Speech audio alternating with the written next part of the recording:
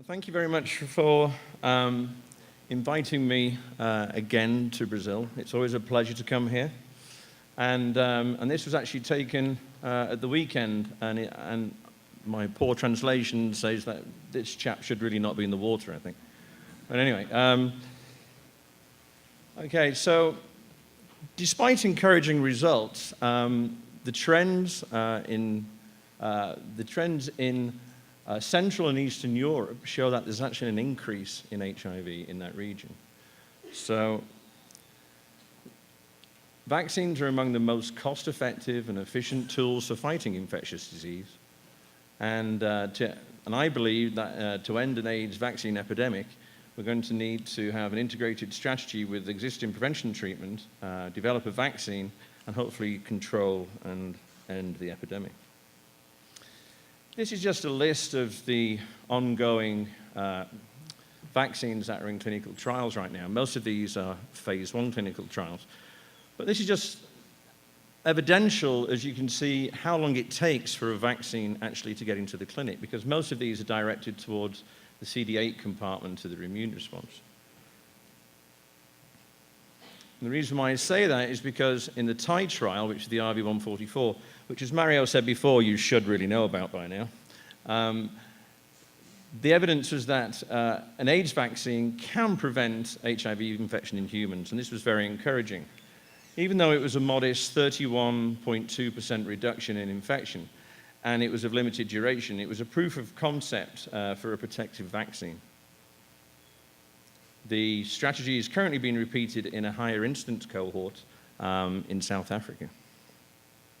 So what would be the effect of a vaccine that was 31.2% effective? Well, this would be the graph or the line in countries, in low and middle income countries that are projected to stabilize but not decline. Now, if we were to add a vaccine into that mix, then if we had a vaccine which was 30% effective and we covered 20% of the population, you're still reducing the population or new infections by about 2.1 million.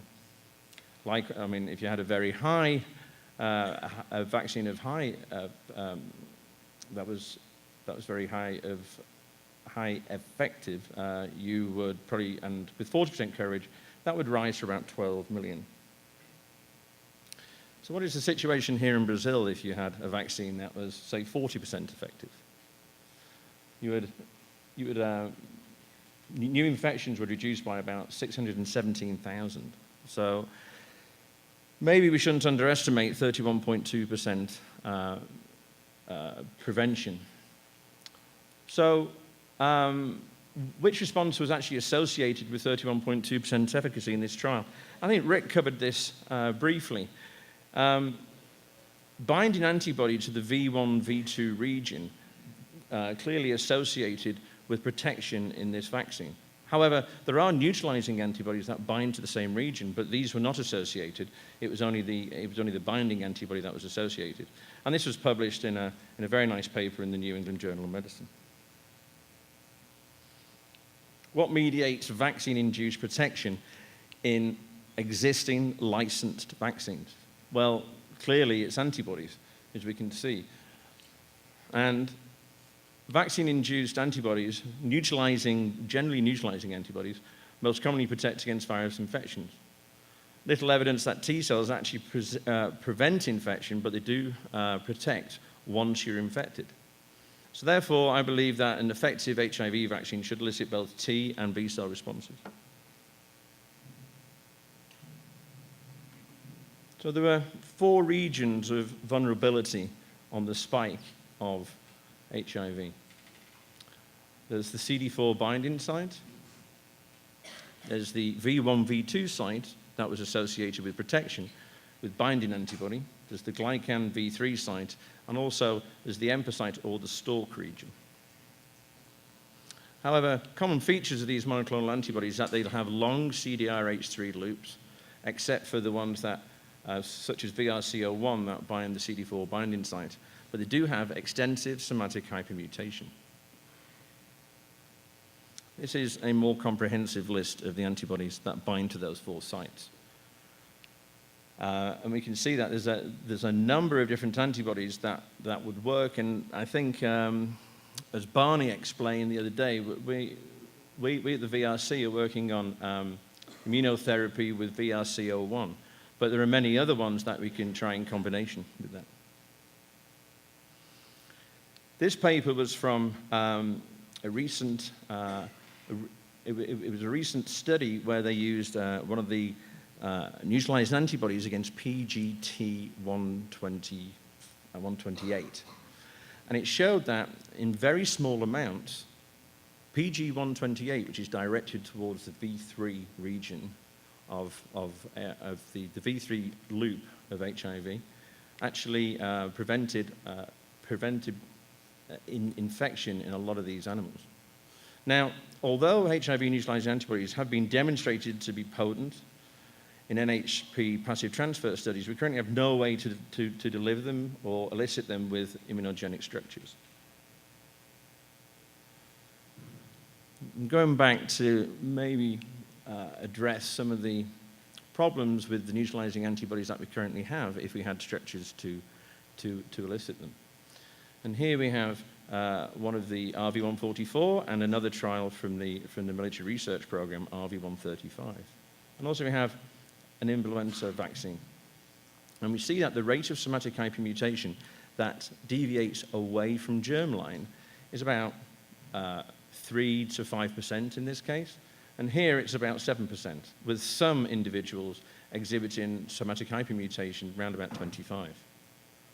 If we consider those described neutralizing antibodies for HIV, we see that there's a very high rate of somatic hypermutation that is recorded, especially for VRC01, which is up in the 30s.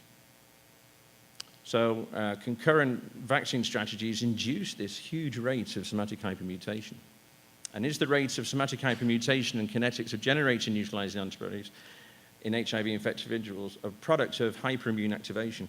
We saw from Rick Kamp's talk that there's an increase in the number of TFHs in infection. Now, is this just driving a higher rate of somatic hypermutation? So what factors influence high rate of somatic hypermutation?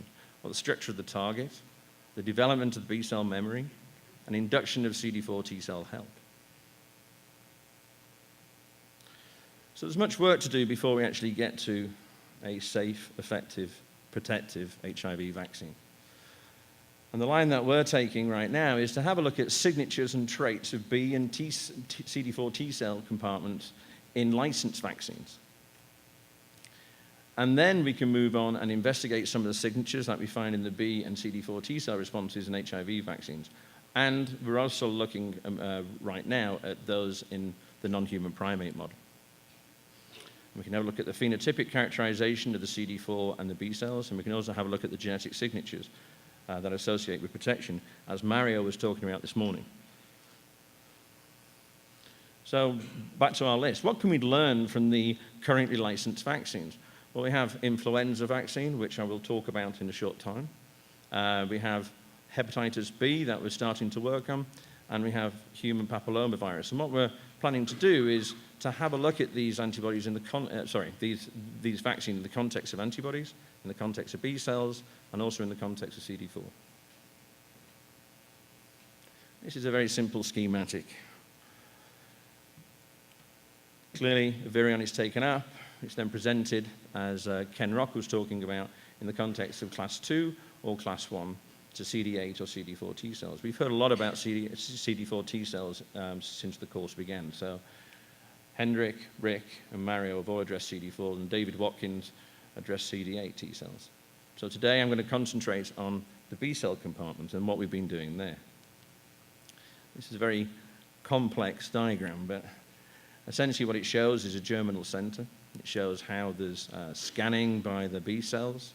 It shows how those B cells are helped to maturity, and also to increase somatic hypermutation by the CD4 T cells. It shows how somatic hypermutation works, and then class switching as well. However, for the purpose of vaccine immune monitoring, What we're bothered about are the plasma cells and the memory B cells when they exit the germinal center. And Rick's already talked about the CD4 T cells here. So if we were to do vaccine immune monitoring, we have to consider the following, is that if you administer your vaccine at day 1 and you elicit a response in a naive B cell, 3 days will result in 12 divisions, which results in this number of activated B cells. And these may be detected in the periphery using flow cytometry. Going from activated B cells through to plasma cells, we need to engage these transcription factors that are essential in that over this day. So they're essential for plasma cell differentiation. And at this point, say after 5 days, detection in PBMCs can be done by a plasmablast B cell ELISpot. So let's just consider memory B cells for a while. So they're a very heterogeneous population generated during a primary antibody response. They're small and recirculating. They're defined by expression of different phenotypic markers, and I'll show you some data on that. They're longer lived than naive B cells. They may have intrinsic differences that promote greater clonal expansion or more rapid differentiation into plasma cells. And there's some atypical memory B cell populations, clearly in HIV and malarial infections, and the ones in HIV infection are associated with this item, which is FcRL4. Now, plasma cells are initially very short-lived. They're typically of low affinity because they come from the germinal center, so the recent emigrants from the germinal center, but they can also be generated by the non-GC pathway. They home to the red pulp of the spleen and to lymph nodes. But later on in infection, the plasma cells generated are longer lived. They have a higher affinity for their target, and they're predominantly isotype switched.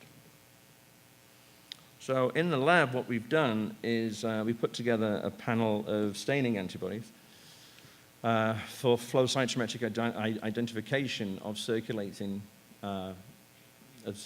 B cells. So for this, we do an exclusion gate for CD14 and CD3s. We focus on CD19s. We have CD38 and CD27 high, which are your plasma cells. And then they can also be subdivided, those that express CXCR5. We then can look at naive cells and experienced cells, and we can continue to subdivide the populations. So in total, we can actually define 15 different subtypes of B cells using this panel that are in circulation. Now, I really hope you were paying attention during Mario's talk, because I'm not going to go through the whole methodology of Fluidigm. So this is our current set of analyses that we can do. And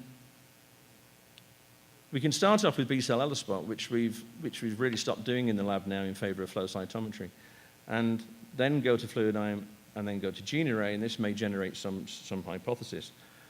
But if you want to test that hypothesis, then we need to go back into the flow cytometry and look at defined populations and see how they associate with correlates of immunity. And then we can do Fluidigm, as Mario was talking about this morning. So this is just the same as Mario's slide today. And essentially what we're doing, we're taking a 96-well plate and we're taking cDNA from our B cells. And then mixing that with 96 different genes. And what happens in each flow cell here is, this is primer A, primer B, primer C, primer D, and primer E. So clearly, in this primer, the B cell cDNA is firing for each of these, each cell is firing for each of this primer set. Here we have none, here we have one, here we have two, and here we have one. And this is a fluorescent, and this is read by a fluorescence machine. So by using Fluidigm, which is a targeted 96 genes. We can actually take this list of 15 different subtypes, and we can identify them using 96 different genes. The end one behind the curtain is actually the plasmablast. Using principal component analysis, where we have, which will separate by covariance, it will separate all of our populations out. So if we test this, we can actually see that we have plasmablast, we have activated IgA, we have IgG memory, and naive cells.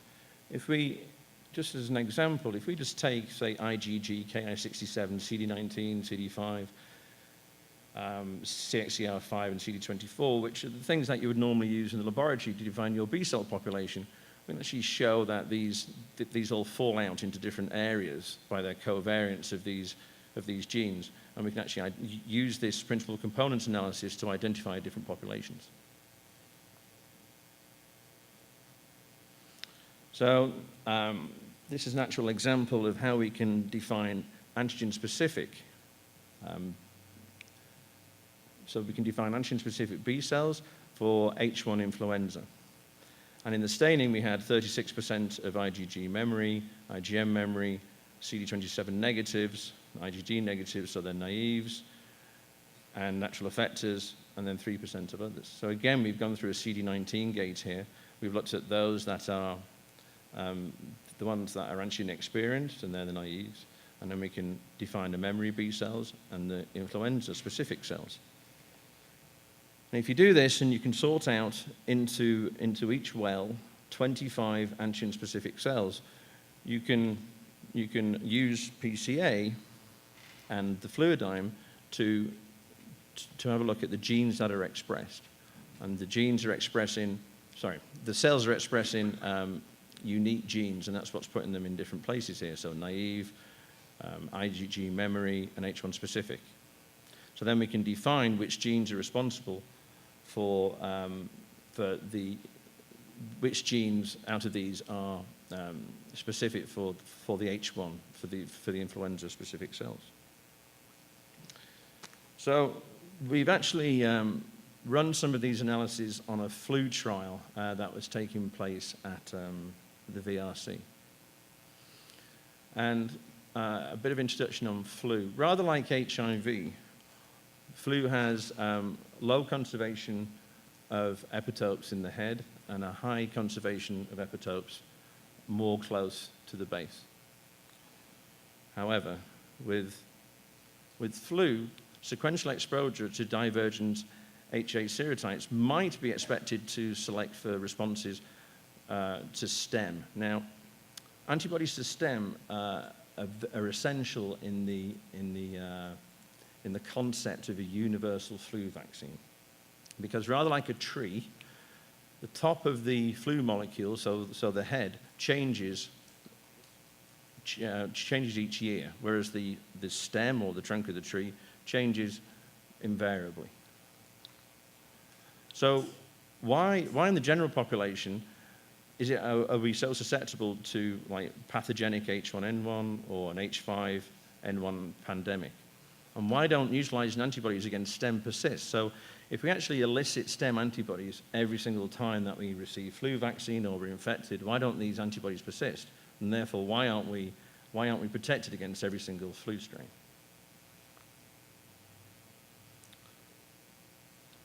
To test a new concept in flu vaccine strategy, which was basically either protein or DNA protein, the VRC designed, in fact it was Julie Ledgerwood and Barney actually designed this clinical trial to have a look at interval. So what they did, they primed with either protein or DNA, and then at 1 month they came back with protein, 2 months, 3 months, 4 months, and 6 months they came back with protein. So now they're having a look at interval to see if interval is important in the generation of H5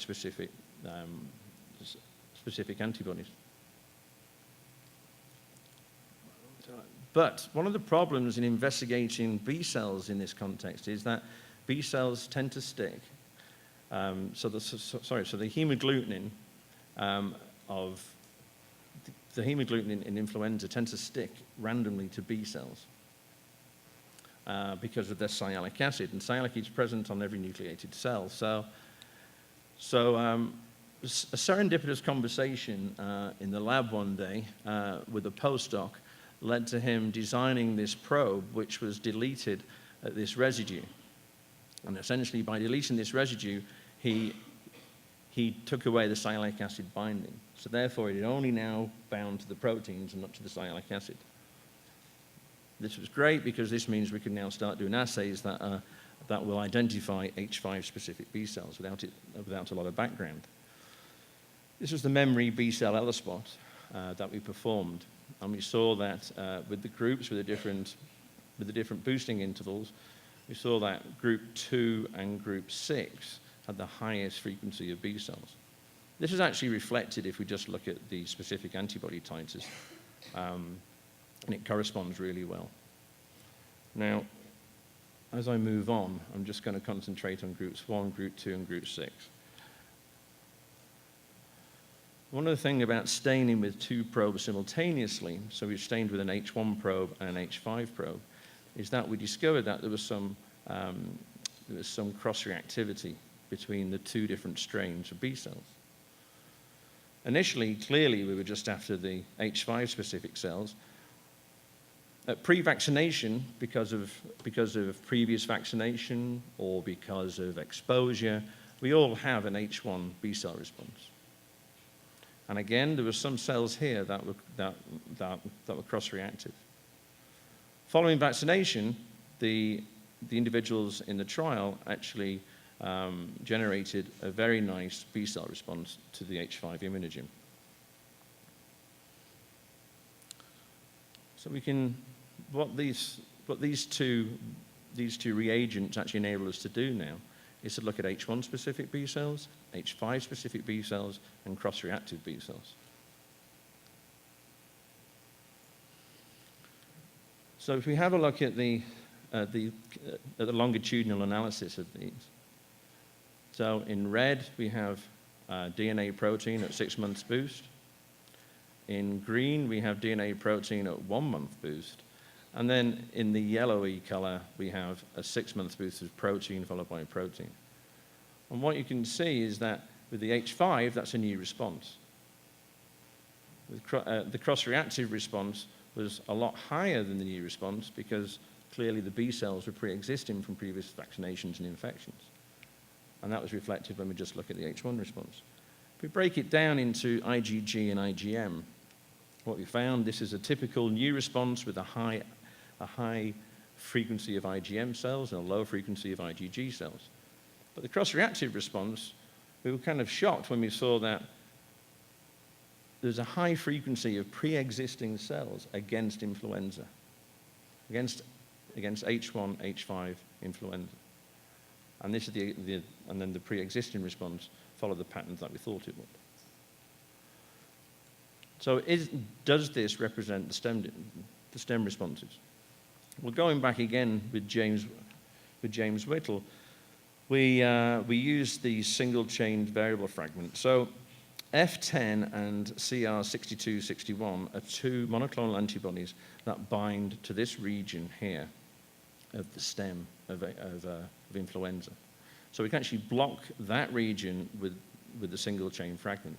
And when we block that region prior to staining with our H1 and H5 reagents, we actually find out that this is without the blocking and this is with the blocking. So we've completely abrogated the blocking, thereby saying that the H5, H1 is probably against stem. H1 remains the same and H5 remains the same. So now we have pre-existing stem-specific H1, H5 B cells, and they have this characteristic phenotype, which is CD20 high, CD19 high, CD27 high, but CD21 low. They kind of come into this region here. If we take the B cells and we have a look at what IgG, so what immunoglobulin genes that they actually they use preferentially, we find that 60% of them use this VH169 heavy chain. Now, this has been previously described before in phage-derived antibodies from the CR62, 61, and F10, which are currently in clinical trials for monoclonal therapy for flu. VH169 has got a hydrophobic CDRH2, which aids binding to stem, and it's associated with autoimmunity, and a lot of the antibodies that have been found for Hep C also have this VH169 usage. So I think this is the beginning of a larger story. However, going back to the B-cell phenotyping, can we find a signature for the stem-specific antibodies, for the stem-specific B-cells using Fluidigm? Well, if we have a look at if we can compare the vaccination strategy of the 310, so we can have a look at the protein, prime, and boost versus the DNA prime and boost. And what we see is that the protein-protein vaccination elicits a completely different profile with the 96 genes that we have. This is not like Rafiq would do, where he scans 20,000 genes. This is only scanning 96 genes. Whereas the DNA protein elicits a completely different signature. So if we go back and we have a look, we have a look at the different signatures that we can find just in the two groups where we have where we prime with DNA and boost with protein, or we add prime with protein and boost with protein. This is the ELISA that you would find. And it follows similar kinetics in the serum. If we have a look at the frequency of specific B cells using our H1 and H5 reagents, we can see that there's a greater boost when we prime with DNA than when we prime with protein. Also in this, we can see that the H5 specific memory cells are a far less frequency than the ones that are against stem due to the pre-existing cells. So we took 4 subjects at 2 weeks post-boost, and we sorted into plates for Fluidigm, naive, IgG memory, H5, and H5N1. So these are non-specific. And then we had 25 cells per well, and we did this in duplicate. And again, what we can find, there's not only a difference in the signatures between H5 specific memory and the stem, but there's also differences in how we actually elicited those responses. So protein-protein or DNA-protein for both the stem and the H5. And this is just to remind you what they actually were. Again, if we use PCA, we can see that in the dark circles, we have protein-protein in the dark green here, and DNA-protein. And in the non-specific, or the non-H5, H1 cells, we don't notice very much difference in the populations. Likewise, in H5-specific memory, we don't really notice a lot of difference between the B cells in different vaccination strategies.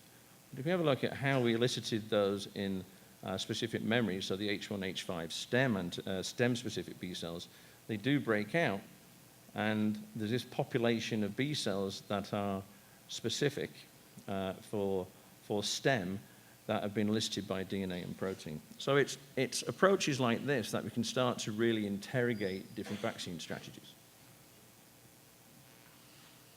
So there's some genes that may contribute to the differences in B cell profiles. Now, if we go back, there's a lot of genes here, and I've just chosen 3 or 4 genes just to illustrate the point that there are differences in both vaccine strategy and target. So in the light blue, we had protein-protein, and in the dark blue, we had DNA followed by protein. And what we see in these 2 transcription factors, BLK and EBF1, we notice that in protein-protein, there's an increase, there's a relative frequency increase in the number of, in the expression of the genes in the expression of the BLK gene compared to that derived by the DNA protein. Alternatively, if we look over here, these are the ones with that are represented more with DNA protein rather than protein-protein vaccination. And this is CCR7, BCL6, and FAS. So it shows that there's a lot of death here, but also it shows that these cells are home into the lymphoid tissue. if we just look at those that are against H5, we can do a similar sort of analysis. And FAST comes out again, but this PRDM comes out, and PRDM1 expression increases with the development into plasma cells. So it blocks AID, and it's antagonistic to BCL6. So it's pushing the B cells away from the lymph nodes and into the bone marrow. And there's a difference in the DNA protein vaccine strategy and the protein vaccine strategy for this, and for EBF1 again, and also for CD20. So what are the lessons learned from the influenza vaccine trial? So we identified pre-existing H1H5 cross-reactive memory B cells that recognize and neutralize influenza. I didn't show the neutralization data. A lot of those VH169s neutralize really well. STEM-specific, that's H1H5 cross-reactive B cells of characteristic phenotype, that's CD20 high, CD19 high, CD27, CD21 low. And this may be a transitional phenotype or a recall response. But these decline rapidly to pre-vaccine levels, so they don't persist. The cross-reactive H1H5 STEM-specific B cells are mainly directed towards the stem region, and these use the VH169 germline. So further sequencing from the pre-vaccine samples will confirm if this is a recall or a new response. So we can have a look from the population of H1H5 specific cells and see if these are the same antibodies that we are finding after vaccination.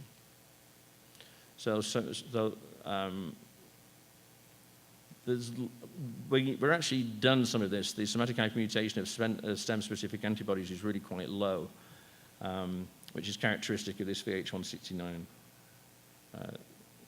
the VH169 antibodies. Are these associated with an ineffective or a transient response? We're also trying to answer that in this clinical trial. Do the stem-specific antibodies go into long-term memory? So do they go into the bone marrow and produce long-lived antibody? And primary DNA, and finally, DNA prime elicits a different B-cell signature compared to protein prime. This is particularly true for the stem-specific antibodies.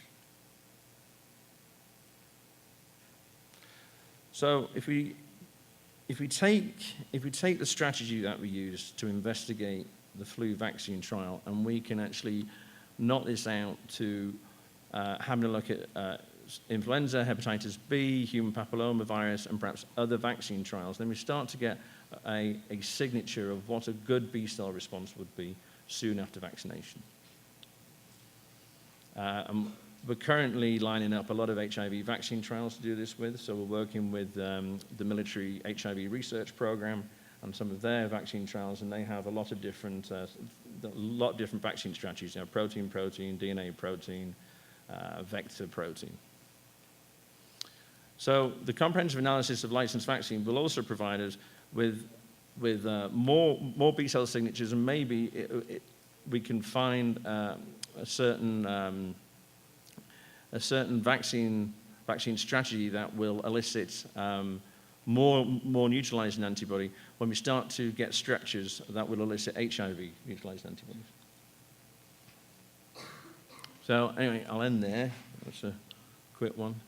And this is my group. These are the people that did the work. Marissa was a student in the lab. Kip was the bioinformatician. Sandeep and Stephen, a biologist, and Adam's a very talented postdoc. James Whittle, without him, we couldn't have really done a lot of the flu analyses. Rick Kaup is an invaluable head of the immunology section. Mario, Julie Ledgerwood, who ran the trial, Bob Baylor, who does all the endpoint analyses, and Barney Graham and his CTC team. So thank you very much.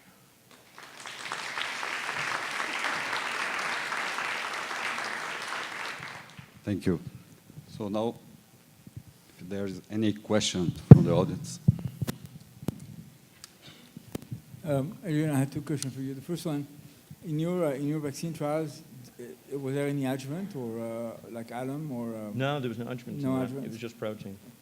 And have you done a longitudinal analysis on those samples and see whether, I mean, with time, I mean, do you change the phenotype or the gene expression profile of your cells? We've only done 2 weeks post-vaccination thus far. I mean, I agree. A long-term analysis would be very informative. The BCR changes. Yeah, we're waiting. We might do that by MySeq, actually. We'll have a look at the BCR changes, yeah. Kim. So given what you know about the types of vaccines that you're eliciting with these responses, which type of response do you think is the best? I saw characteristics that looked like they both might be important. Well, we don't know yet. I think when we start to look at flu's a dirty system, right? So we can't really extrapolate a lot from the system because clearly with flu you're infected or you've had previous vaccine, and so the system is not clean. Once we get around to looking at something like hepatitis B, where we're looking at naive individuals, then we can start to build up a picture, say, with the subunit vaccines and et cetera, et cetera. But right now, I wouldn't like to put my neck on the line and say which one's best. What is about the AID expression levels in those cells that actually produce antibodies, neutralizing antibodies? That's a great question. AID assays, my understanding is that AID assays are very, very, very complex. And to run AID assays probably on every single sample. So I don't think it's very good for immune monitoring. But you're right, to have a look at the AID activity would really tell you initially which vaccine strategy would be inducing the highest somatic hypermutation. And clearly we need that for HIV. Yeah. Any other question? Well, I have a question. What do you think about working with adjuvants that trigger a specific immune response? Is there a space for this kind of approach? Absolutely, and Bob Cedar at the VRC is doing a lot of work in this. We've not applied any of our, we've not applied the Fluidigm or any of our panels to the studies that he's doing right now. But I think, yeah, I think to apply these studies to the adjuvant studies in humans would be very valuable. Yeah. Have you looked at the TFH in your B-cell vaccine trial? In the flu vaccine trial, we do have a lot of CD4 data, but as I say, we've only looked in the periphery. So we've looked at the CXCR3 population. I'm not going to comment about it yet because we're only halfway through having a look at those. So I thank you, Dr. Adrian, for the conference. Thank you very much. Thank you very much.